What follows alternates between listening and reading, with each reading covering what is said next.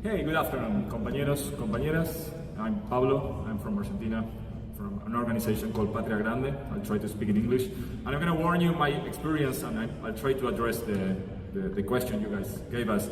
My experience came from failing. Our organization was part from a government between 2019 and 2023 that failed severely. And now we are facing the consequences of that failure, which is having Javier Milei as the president of Argentina.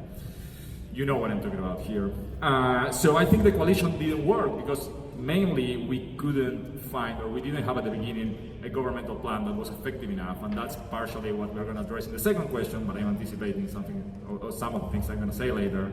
And I think if we need, and that's something that we really need right now, which is try to create an agenda that it's against the Trumps of the world, not just Trump, but also the Mileis, the Bolsonaros, and the people who are actually in office now, that needs to focus on the problems that everyday working class people has on the everyday life. I mean, there are like certain, things that we can say. We can talk about democracy versus fascism. We can talk about the agenda that represents some people that are already organized. But we need instead to focus on things that are more concrete and more specific. Affordability, immigrants' rights, inflation, which is something we know a lot about and now you're facing here.